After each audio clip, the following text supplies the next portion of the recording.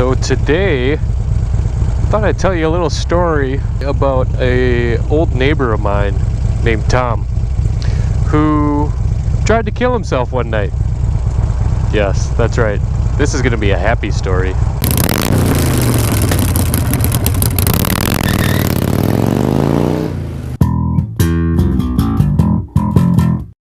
Beep beep, I'm a Jeep. This light never f***ing changes for me. This damn light is not sensing my presence. Alright, I'm about ready to just run this thing. Every time I come up to this light in my car, it changes over instantly. Oh, here we go.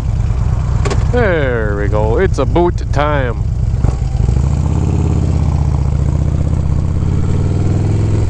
Alright, so a little bit of background about my neighbor Tom. Must have been about 15 years ago when I met him for the first time when I moved into the neighborhood. And by neighborhood, I mean trailer park. That's right. I bought a house in the trailer park. That's a story for a whole different time, but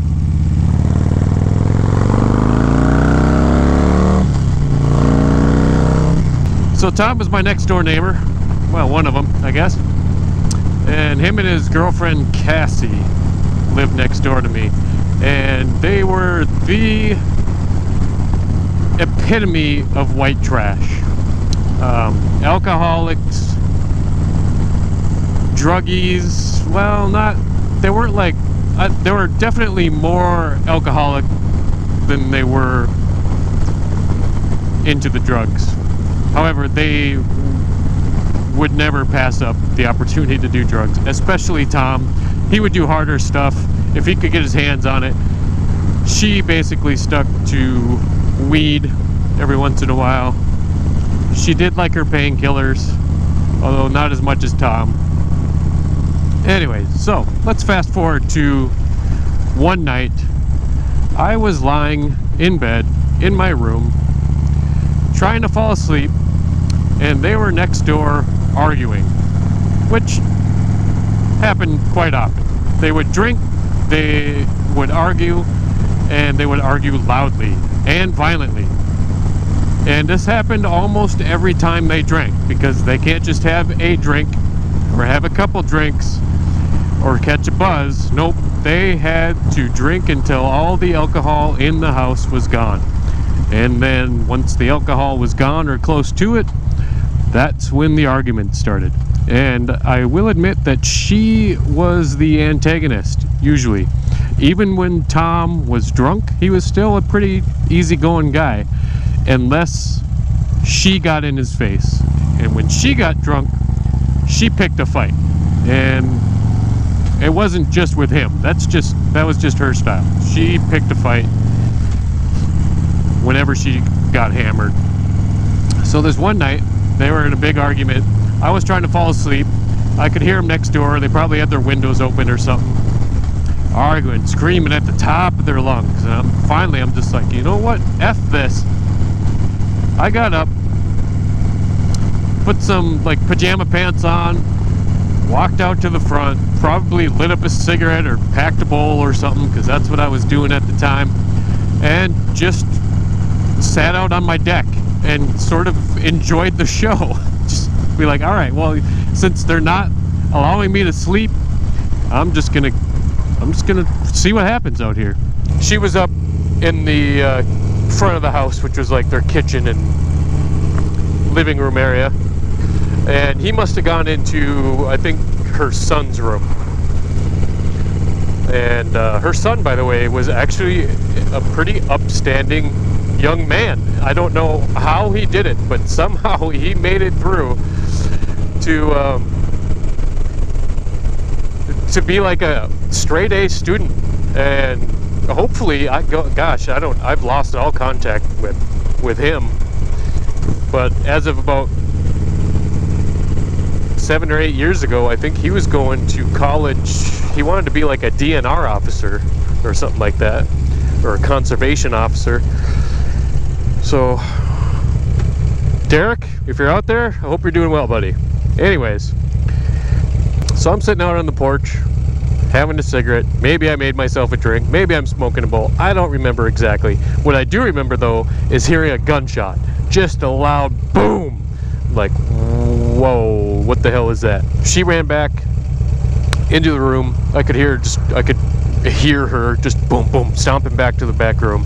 Then she comes back out. She calls the cops. Next thing I know, 5, 6 squad cars are out there. They're putting him in handcuffs. She won't shut the F up, so they've got her in handcuffs, although they're not arresting her. They're just trying to get her to frickin' relax. But they're hauling him out to the squad car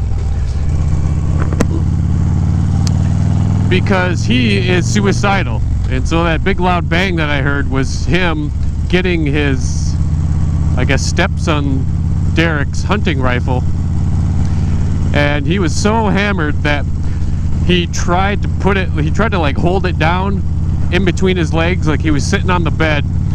He basically, it was a long hunting rifle, so the gun was probably damn near sitting on the floor, and he tried to get her up underneath his chin to blow his brains out.